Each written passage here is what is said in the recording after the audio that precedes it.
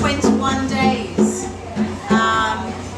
From personal, a personal journey of discovery. Some of us finding our inner Jamaican as a Jam Irish. And each and every person on the trip has been on a personal journey, on a team mission to talk to the people of central Jamaica, to talk about climate change, to talk about, we've been in schools, we've spoken at bus stops, we've spoken in cafes, we've slept on church floors, we've focused on the beauty, the heartbeat and the pulse of Jamaica. And what we've tried to do is collect the stories, and we've collected hundreds of stories, little moments of the Jamaican people speaking about how they feel right now.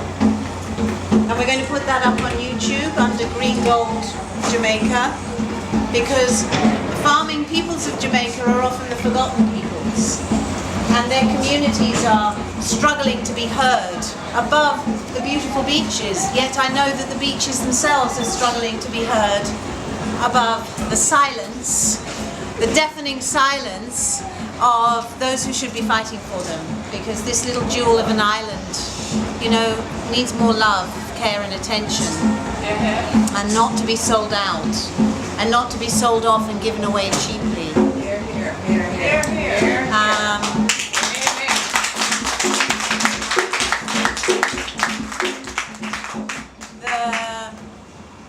The team, I think, all have their own voice, and they're each of them, and each and every one of them, an extraordinary human being, because Jamaica's tough to walk, guys. It's also tough to drive. I tell you, the mountains are big, and our knees felt it. As our youngest member here can attest, his knees have just got him to the end today, and he never gave up. Great. And we learned something that sometimes gets forgotten in Jamaica. Not that it wasn't ever there, not that it wasn't part of that beating heart, but sometimes people have forgotten how to be a team. And when you sit in a circle and you discuss the difficult things or the teamship difficulties you have, this group of people have worked so hard to be a team and to bring great stories out of it, because we know it's not about us, it's about the people of Jamaica. And I think I couldn't stress that enough, because the people of Jamaica are extraordinary.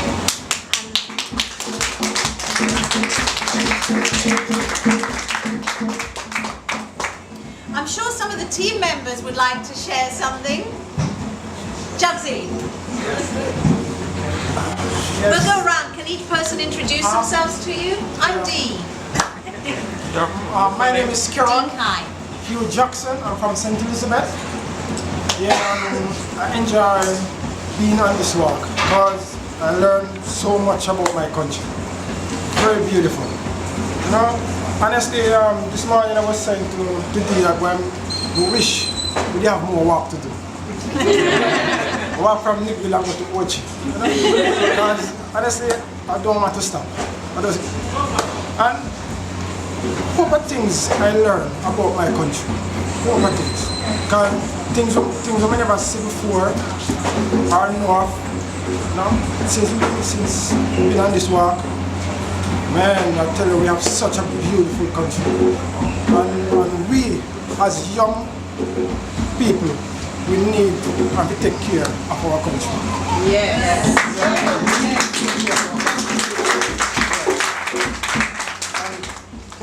Thank you.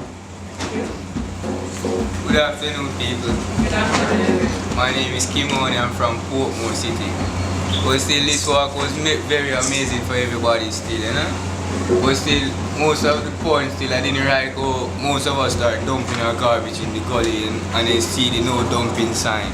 Stuff like those, you're breaking the rules, and I don't really like that still, That upset us and giving us cancer and stuff when you burn it and stuff like those. And we can do better than that. And the people when we are selling Pepsi bottle, they need to take it back. and stop giving people them stuff here to kill off one another, you know? That is all I have to say for this.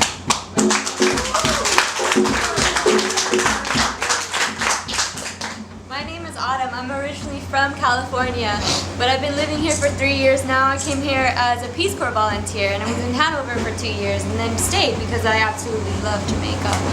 And my heart is just so full right now with all the love and generosity that we've gotten throughout the entire trip. Just, you don't know, people that just don't have very much that have so much to give. It was so beautiful, and I'm just so very proud of my entire team for doing this, for sticking together and just being amazing.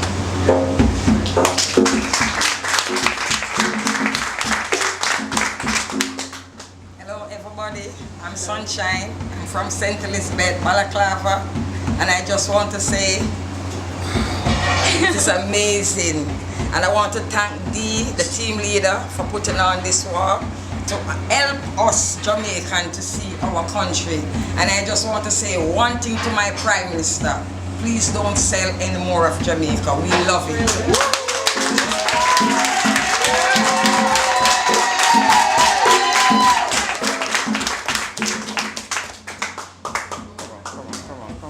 Hello everyone, my name is Cortez. Hold on. Go ahead. My name is Cortez. I am Jamaican foremost. I grew up in Montreal, Canada. For this journey, it was important for me, it was a spiritual one, to know that Nani, one of our great heroes, was the first to walk this walk that we walk today. What was saddening for me to see was that slavery is unfortunately alive and well in central Jamaica, where our farm workers from citrus fields to cane fields are overworked and underpaid. Yes. And we really have to look towards the land in order to help build Jamaica. So likewise, like my teammate here says, please Prime Minister, look into what is going on in central Jamaica. And let's help keep Jamaica Jamaican. Yes.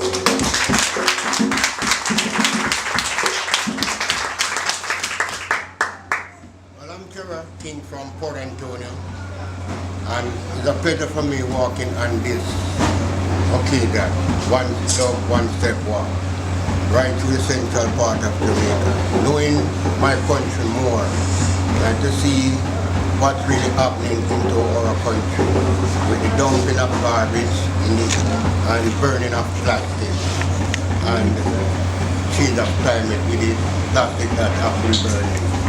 And it is really not good for us. And it's a pleasure coming through. Thanks.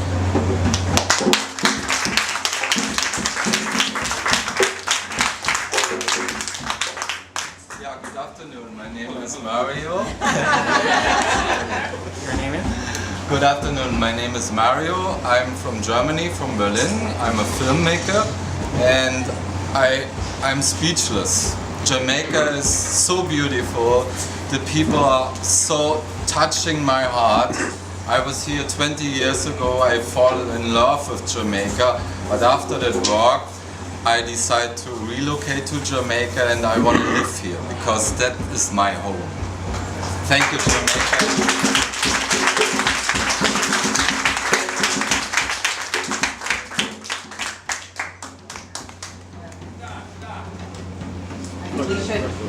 We have some refreshments ready for everybody inside. So you go inside and then you can all greet each other. We all thank you so much, and we'd love to hear about the struggle here in Negril. As Jamaica is one of the 40 countries at foremost of climate change, so that will be an interesting conversation to hear what people have to say.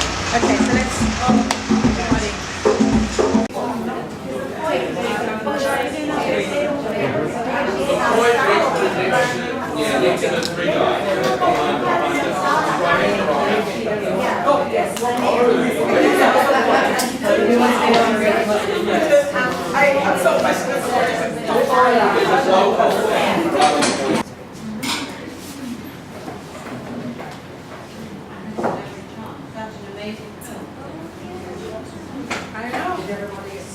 Everybody see it? Now right again. We need, yes. Yeah, please. Scary.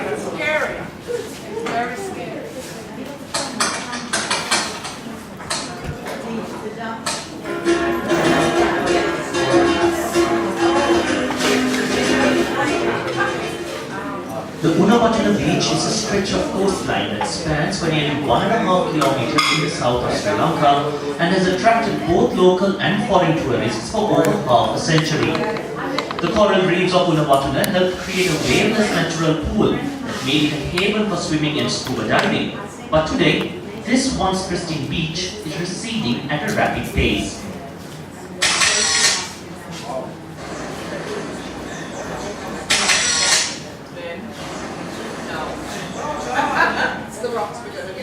A number of foreign tourists were astounded at the current state of the Unawatuna beach. When I was here in 1986, was my first time, it was one of the 12 nicest beaches of the world. And now, if you look, it's like a smaller version of Rocky Mountains. The reason for the destruction of the Unawatuna beach is the breakwater that was built by the Coast Conservation Department. The breakwater, which stretches nearly a kilometer into the ocean, has disturbed the natural balance of the ecosystem and is washing away the sand from one half of the beach and depositing it on the other half. To prevent the erosion that is currently taking place, large rocks have been piled along the shore, and this has become a nuisance for tourists. We're about 1 kilometer into the sea from the Unawatuna beach, and this is the artificial breakwater that has been created that has disturbed the natural ecosystem of the Unawatuna beach area. Experts say that this area, this location was very famous for surfing as well as snorkeling and scuba diving. But today we can see that these industries have been affected badly. And from the glass bottom of our boat, we can see that the corals, which used to be beautiful corals that we see here, are no more today. The plea of the locals of Unawatuna is that the breakwater be destroyed. Even though the authorities acquiesced to their plea, it is only the top layer of the breakwater that has been removed thus far. The livelihoods of the locals too have been gravely affected because a wide network of hotels, restaurants and other businesses depend on the tourists arriving at Unawatuna beach for their survival. The number of tourist arrivals in Unawatuna is declining by 17 to 20% each year. Let alone the tourists, even the locals who come here from Colombo, New Delhi and even Jaffna ask about what happened to the beach that they remember. The aim of the Coast Conservation Department is to create an artificial beach while preserving the breakwater. Post-tsunami sea erosion in this area was in a very bad state. It went on for about 4 to 5 years and so a breakwater was designed. However, there was a problem with the length of the breakwater. We are not denying that there is a problem. There is no reason to pump sand here if the rocks are removed. That is a long-term solution. The sand is being deposited here as a short-term solution. If they are active, then what they should be doing is not dumping sand here, but removing the rocks. Now the security of my attempts to record a piece to camera on top of the breakwater. Surfing industries have been completely affected. Now both these industries were very popular among the local and foreign tourists. But today, they seem to be no more. Now other than the local surfing and tourism industry, the two natural coral reefs that made the Unawatuna beach, and again, my efforts were futile. That name of the beach, safe for swimming, is not existing.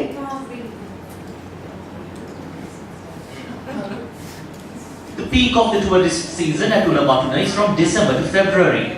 But due to the difficulties that have arisen as a result of the beach nourishment process, tourists are being driven away. Who will decide the fate of this iconic location? Could Unawatuna enter the record books as the world's best beach once again?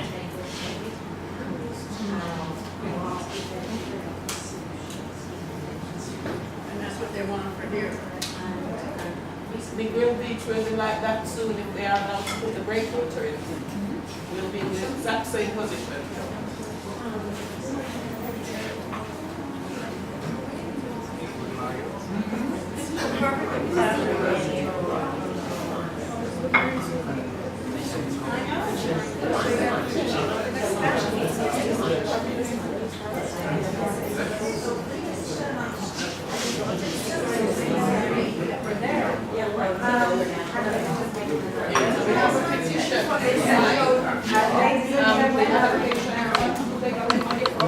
Yeah, it does. Ladies and gentlemen, we have a letter here to the referendum. If anybody hasn't signed it yet, you're more than welcome to do so. It's requesting that the Breakwater project is stopped in Negril. So I appreciate anybody who hasn't signed it, please come and sign it. Thank you.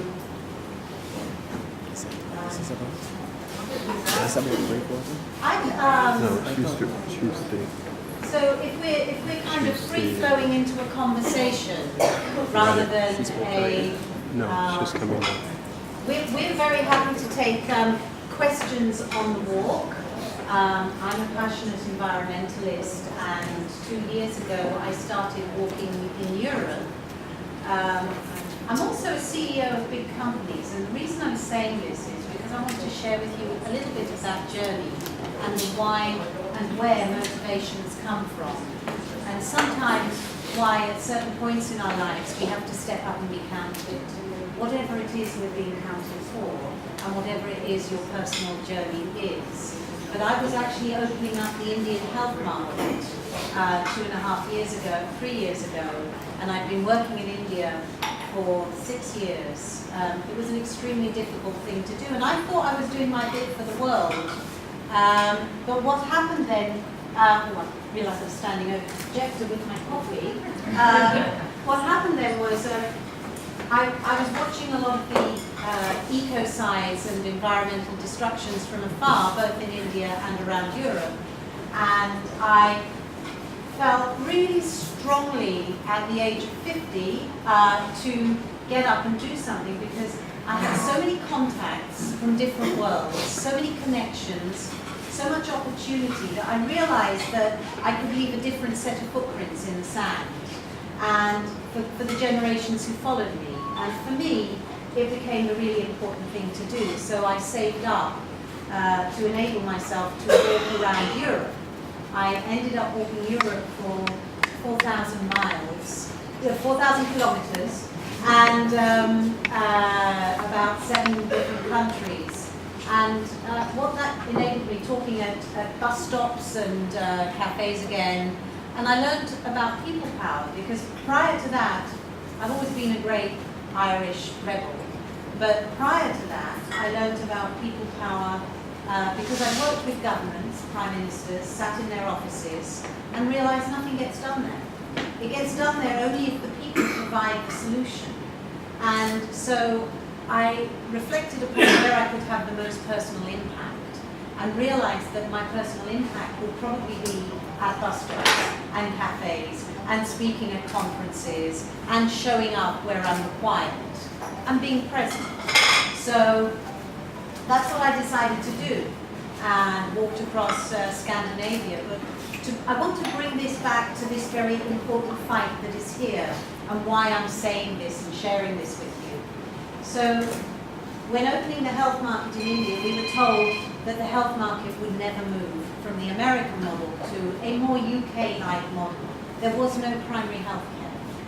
And there were family doctors who were specialists, for those of you who already know India. And those specialists are really plumbers or electricians, because they deal with one part of the body. So when they become a family doctor, you don't get holistic care, as often happens in other countries. So that doesn't work for people. So we worked out that the place to work was with the people just above the bottom of the pyramid.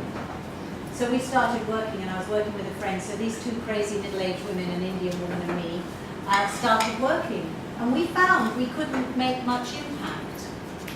And in the end, we raised significant infrastructure money from friends and family. All the investors said, we love what you're doing, but we want to put our money in when you're successful.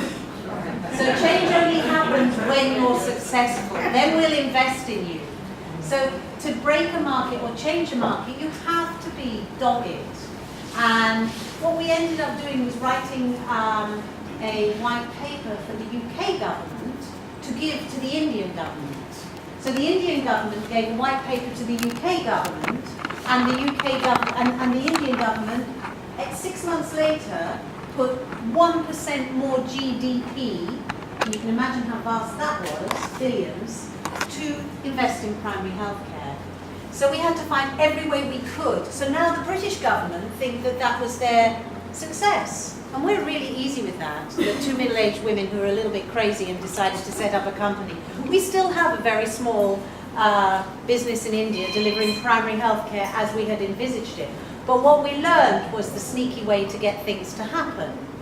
And in the UK we did the same with the British government, because we wanted to really emphasize self-care more and reduce hospital utilization. So we did that working with the people on the ground who provided their own solutions, and in a population of 5 million, we reduced hospital utilization by 40%.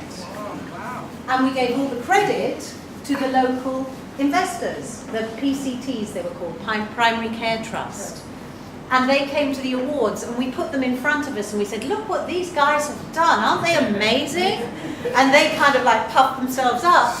But they wouldn't invest in the first place. We had to scrape that money out of every corner we could find to make it happen. Later they put in £3 million UK to roll it out to a much larger population.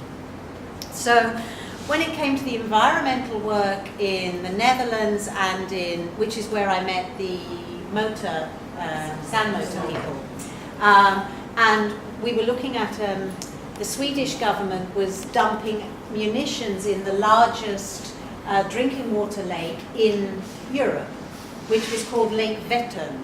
And Lake Vättern, so we all think the Swedish people are very ecological and green. And Lake Vättern was a granite lake with nothing feeding into it. Just had fissures, so it only circulated the water every 62 years. So if it's being poisoned, that poison stays in for 62 years. So we said, okay, what can we do? So we started mobilizing the people, and we walked from Stockholm. Little walks can be highly impactful. We walked from Stockholm to Lake Vättern, and then we walked right round the lake. So because I'd saved up that money for a year, that enabled me to be a free agent. I wasn't owned by anybody. I didn't belong to anything. I was just a really big pain in the ass. And so what we did was we walked Lake Vättern and we energized the groups that were flagging, really. But then that enabled people who were really finding it difficult to get their voice out, to get a bigger voice, because we started to make a European platform for that. And at the same time, right now in Europe, people are fighting to bring in worldwide a law to end ecocide. This is relevant to you here.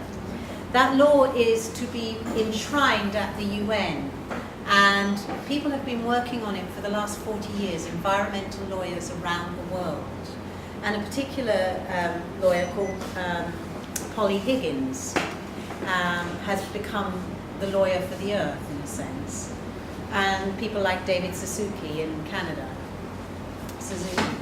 And so what's come of that work was that community picked up the work in Sweden, and a mock trial was held in Stockholm of the Swedish government for their remiss. And they were held accountable for poisoning. So they fracked one end, they dumped spent uranium warheads in the water, and they started a mining expedition for uranium the other end, just as they were committing that water to become the drinking water of Stockholm. So we engineered in the Ending Ecocide community a mock trial. And that mock trial held the Swedish government accountable. And since then, the fracking has stopped, the dumping has stopped. They still do war games over the lake, but they don't dump spent warheads in there, and they don't, munitions, and they're not fracking, and they won't be mining at the other end. Because the people actually manage to connect themselves in a way and take action. So we connect ourselves, but we haven't taken an action. So the important thing is, you will be the pains in the butt, but you have to find that lever that gives us the action that we can take. Again, what happened in Finland, I bet none of you heard last year that Finland had its biggest environmental accident ever. And what happened was, again, in the watery ways of the Finnish lakes, there was a uranium spill. And actually it was a mine that had been mining for iron ore. But what they often do on the side is they start exploring uranium. And they don't always have a permit because they put permit pending.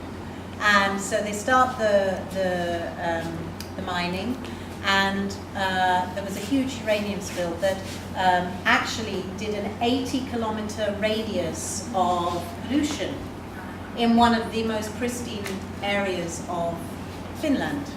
So again, neither the Finnish people, the Finnish environmentalists didn't speak to the Swedish environmentalists, and the Swedish environmentalists didn't, because there's a bit of a war going on there. They don't have a war, they just don't like each other because Sweden used to colonize Finland. So when you have a troublemaker coming in and walking the boundaries, you can actually start to stitch people back together again. So I started making friends with them all across this boundary. The CEO has just been held accountable for all the damage, and he has had a criminal action against him. And that has just been worldwide news. And that was again using the environmental laws that are moving to this law to end evil. Now, I know this is complicated and maybe not quite where your heads are, but there's a reason that I wanted to share this with you. Because Jamaica is primed to be explored as a mining resource, particularly places like the cockpits and the Blue Mountains. And the beaches are going to face the biggest onslaught of the climate change, you know, with the temperatures rising and water rising. And as I've been coming to Negril for 30 years, and well, 28 to be exact, but I feel like I now move to say 30. I've watched the beach decrease with high anxiety every year. So what I'm suggesting really is that the tactics of this game of chess that you are playing need to be played in a very, very clever way, because just being angry or dissatisfied, and I know you all know this because you're highly able and intelligent people, I just wanted to share a couple of things we've done that have been successful in bringing in, you've got the information where you know that the breakwaters don't normally work that well, particularly in an environment like this because of the coral reefs. You also know that there is potentially an alternative to the sand motors and a more environmentally impactful way of rejuvenating the beach. You also know that your government is intransigent and doesn't flex. So it has to find a way to make it win. You know, there has to be a manipulated win here that your own egos have to deal with. You know, because of the intransigence of the Jamaican government, and I felt it painfully over the last couple of years, I think that, and I know this is a little potentially controversial saying this, but there is an intransigence and we've all experienced it. So the solution has to be one of, we're doing this anyway. We hope that it will help you, not you are wrong and you don't do what we asked you to do. You know, we're working for and with you, not against you. Catch up if you can. You know, the train has left the station. You know, and rather than, it's very easy to get so fed up with such intransigence. But the long game and the win is often when they feel they've achieved it. Even if they call you names, and I know they will. Even if they find you troublesome, and I know they will, and do. It's very important to be tactical in this fight, because otherwise it won't be won. They will find every way for it not to be. You know, particularly when they've allocated money. You know, I have contacts that I'm very happy to share and to put on the table. And I think what I would say, to link all of that back to the walk that we've just done, it has been staggering to us how much opportunity exists within Jamaica and throughout central Jamaica from coast to coast. And it's very interesting, coast to coast. St. Thomas, one man said to us, and he said to Jugsy here, do you want to say what he said, Jugsy? Sure. Yeah. Kira, yeah. I was walking through St. Thomas, and this gentleman, in Perry Hall. And he was sitting on his veranda and he called me because I was at the back.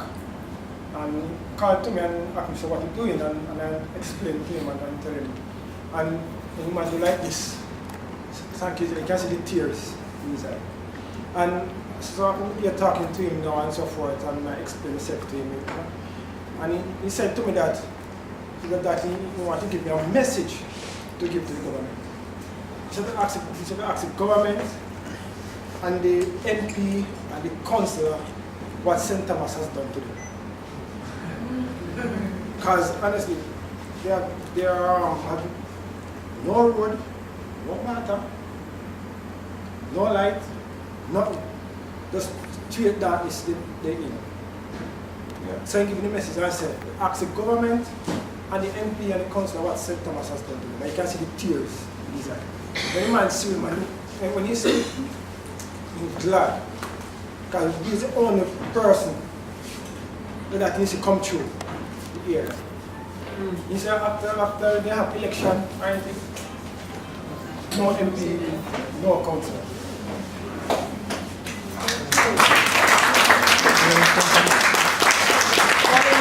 What we found was actually, and the reason I say point-to-point wall, it's quite interesting coming into Westmoreland in contrast to St. Thomas, because there's an obvious poverty in Westmoreland that we experienced in St. Thomas, and it's striking again. As we walked from St. Thomas into St. Andrew, it was like we went through a veil. We all felt it palpably. We walked through this veil and there were no potholes, and very few people lived in board houses. And the farmers, the coffee farmers, looked much wealthier, whereas you step back into St. Thomas, back through the veil, and most of those coffee farmers were in board houses. And we said, how can you're farming some of the most expensive coffee in the world and you still can't? And I said, are you choosing to live in this house? Is this your choice? Because, you know, some people it is. And they went, no, ma'am, this is what I can afford. This is my standard of living, being a coffee farmer. That's how I make my life. So it was striking and painful. And then St. Andrew had its own problems, some very, very big rubbish problems, but it was generally cleaner, generally better heeled, generally looked after and plugged in. But coming into Westmoreland again, as we crossed the border into Westmoreland, interestingly from Clarendon, St. Elizabeth, which are very big farming areas again, and cane, there were more food for the poor houses than we had seen anywhere. And people who were farming cane were actually telling us what they were paid, and some of you already know this, and what they were getting on a daily basis. So that may be the going rate, but it wasn't the going rate enough that they would ever get their children to university. And it wasn't the going rate enough when you've done a 12-hour day that you could actually say, yeah, that was worth it. You know, I got up at 5 and I started cutting cane. And I live right beside a big cane factory. I live near Appleton in St. Elizabeth, so I have no illusions about this. I'm not a fairy who's flown in and gone, oh, it's shocking in Jamaica, you know?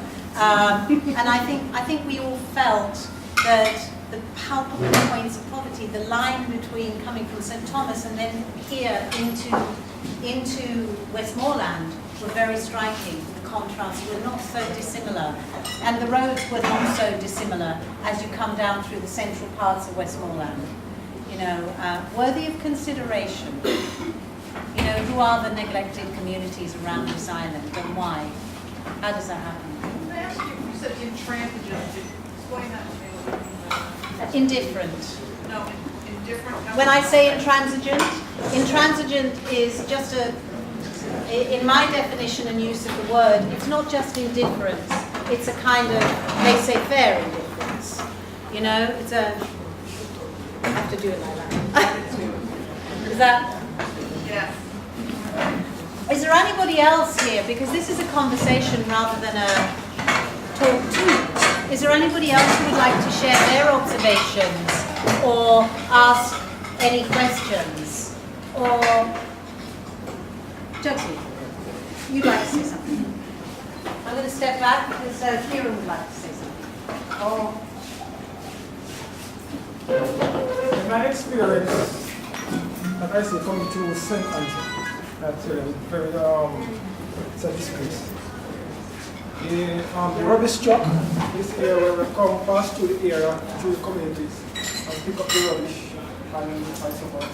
They might think they carry to the like bring it and dump it and so forth. They don't do it.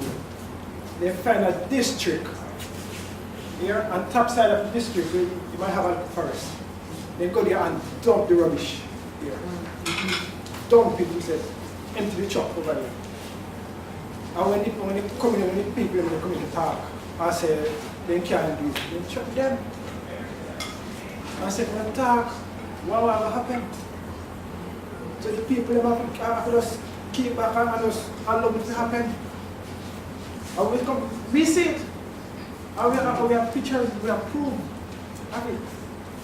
And the people, when they explain to me and how they feel, because they carry them talk and nobody feels them.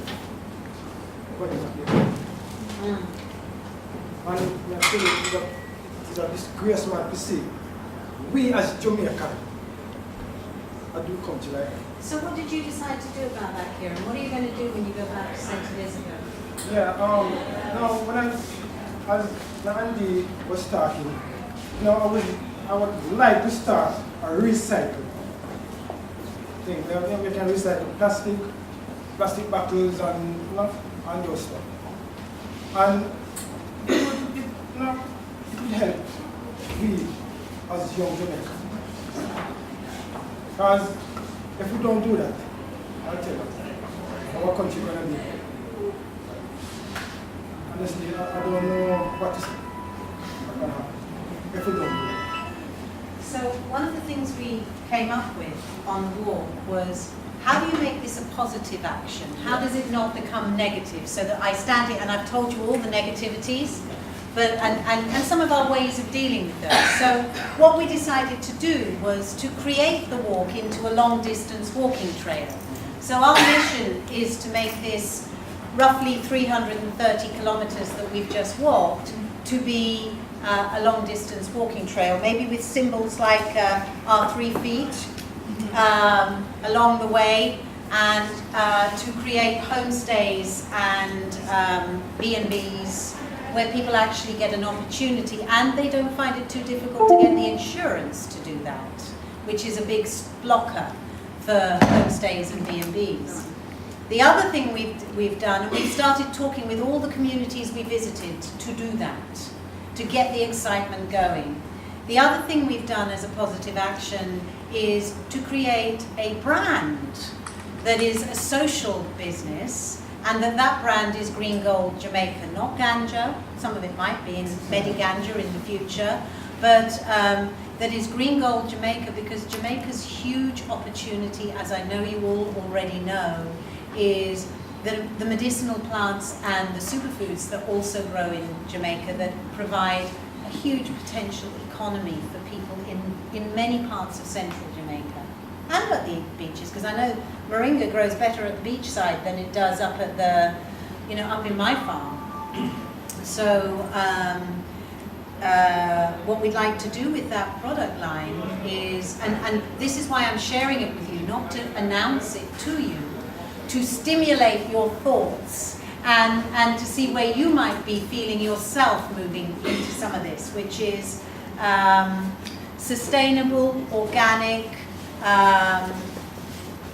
long-term, alternative solutions that are business solutions that we can bring in social investment. I have a background in some social investment that we've already contacted some people about this, where we actually sidestep saying that it's got to be an aid program or a charitable program, but where we're actually looking at the product. So what we did was we took a database across the island of all the people who were doing, that we met, were doing interesting and innovative activities and businesses. But what we found was most of them were isolated. unbelievably isolated. And although you'd think that they were being connected through all the very many programs that run across the island, they weren't. Most people who were doing something interesting that we met don't know anybody else who's doing something interesting. So we took a big database. So on our trail, our 330 kilometers, we have a marvelous database of people waiting to be activated, who are activating and doing things. So we'd love to work with others, and any of you who feel inspired, to help create that into a brand that is a standard for organic, sustainable business, and that it provides truly deep opportunities for people to work on their own terms in their own businesses on the trail, and they too will get a stamp and they will have ownership in. So we do not wish to make from them, we wish to make with them. And the other two things that we got coming out, because we talked to so many children, are two competitions that we want to kick off at the end of the walk. And again, we'd appreciate enthusiasm, ideas, and energy, because we want to leave positive energy after this walk, not come out banging a drum on the difficulties of Jamaica. So we wanted to create a music competition. Along the way, we met some outstanding young singers who sang directly to camera, who had made many of their own songs. So we took all these films and we grew an idea that Mario had been incubating for some time, which was to have a music competition, and that competition is to create anthems for a green Jamaica, and to have a big competition that is to find the anthem for green Jamaica, because Jamaica is green, gloriously green, and dripping in its beauty of greenness, and if we're to protect it, we have to make it the thing we sing about, because it's really hard to destroy something that everybody's really proud of, you know, and that everybody really loves. So we want to put that energy behind it. And we have a growing groundswell of young artists like Kalissa and the Chronics team and various others who are going, yeah man, this is where the energy needs to be to get those anthems together. So we started asking the school children, and we started asking the young songsters we met along the way, and we will make more and more of that. And we're giving it, you know, just 2 or 3 months from the end of the walk, so that that is a major action. The other one is a photographic competition, My Green Jamaica. So that all those little selfies that our young are taking, instead of the lots of selfies of themselves and their friends and their latest nail colour, we want loads and loads of selfies that are them with their green Jamaica. What is their green Jamaica? What does their green Jamaica look like? Again, that's also going to be a big photo competition. And we've got some people who have now put themselves forward to be judges in that. And we may be coming to some of you, be careful, stand by. So what we really want to leave you with is that from this, yeah, we found some things that were tragic and some things that were really heart-aching and sad. But from it, we kept thinking, what is the positive solution? We walked with solution in our feet, not misery in our hearts, you know, and we keep looking for solutions again and again and again, and it seems to be the only energy to work with. So any other fabulous ideas, welcome, and we would like to work with anyone who feels moved and are making their own solutions. You know, that's where we landed.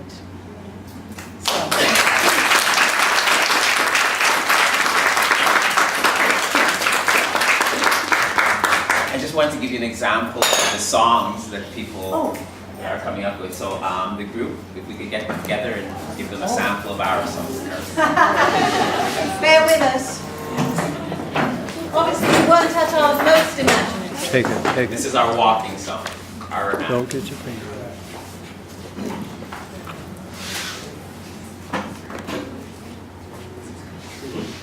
One love, one step, let's get together and keep Jamaica clean. One love, one step, let's get together and keep Jamaica green. As it was in the beginning. One love, one step.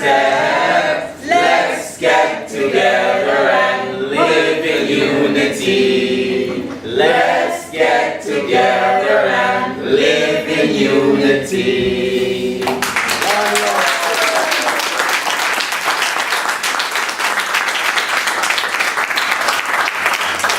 Could you put the posters together, please?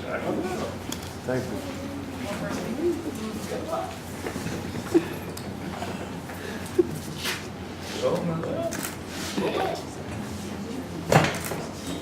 Thank you.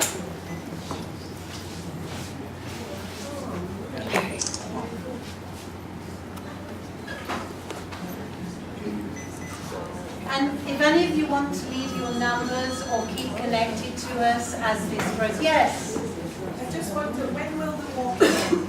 Today. I thought you were still walking. We're blessed by the waves up on the West Point. So you are responsible for bringing it all down. Just want to know about the walk, when you started, and just give me the details of it. We started at Moran Point Lighthouse in St. Thomas. We walked for 21 days and we finished here in Negril 21 days later, having slept in 19 churches and 2 community centres and or 17 churches and 2 houses. On the floor, we're feeling a little bit achy, a lot of bucket washing. You started out in Europe. Why Jamaica? Because I've been married to a Jamaican for 28 years. I now live in Jamaica, and having walked in Europe, it seemed crazy not to use that energy and walk in Jamaica.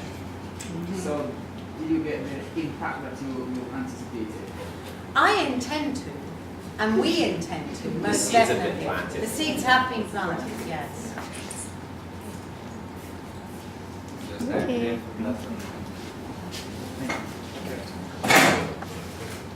Oh, we should have said, we also applied for a Guinness World Record because the last person to walk across Jamaica was Nanny. And Nanny had an Irish companion, I believe. And being Irish, we hadn't worked this out at the time. I'm very blessed that we had companionship, Jamaicans, Irish, and Jamaican to do this walk now. Excuse me. Did you start with a bigger group and lose anyone along the way, or just the original group? This is the core group. But 2 had to leave who were part of the core group. 1 flew out this morning and 1 flew out last week. We had an English doctor and an American ecologist. And we had 1 other member who was sick along the way. Yeah, so that's us. I'd like to thank everyone for coming. I'm Gail Jackson.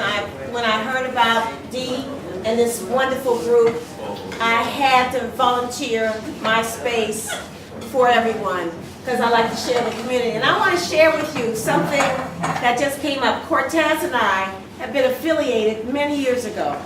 And Cortez, because I'm getting old, I did not remember the story. Tell them the story. Well, she started me off on the environmental movement. This was about, what, 10 years ago almost? At least.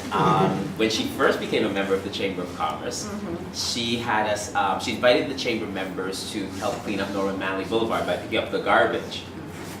And very few of us showed up. Very few. And hence 10 years and years later, I'm now part of a movement. Thanks. Thank you. Thank you so much. And also, as you well know, I don't like waste. So I have Ziploc bags to go. Okay, so if you like any of the snacks, please share and take home. And thank you so much for what you've done for the country. Gail, thank you so much. I'd like to thank Gail for hosting us. I know you're trying to get up, but can I just say one thing? I would also like to thank Damien and Mark for being part of organising this from our hearts. And Mary, yes, and Sophie. But you know what's so important? To be welcomed. Has actually I almost feel like crying because to be welcomed in such a hearty manner after such a big walk is really heartening. Thank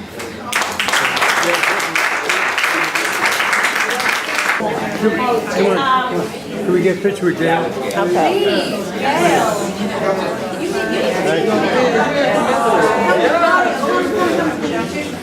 There.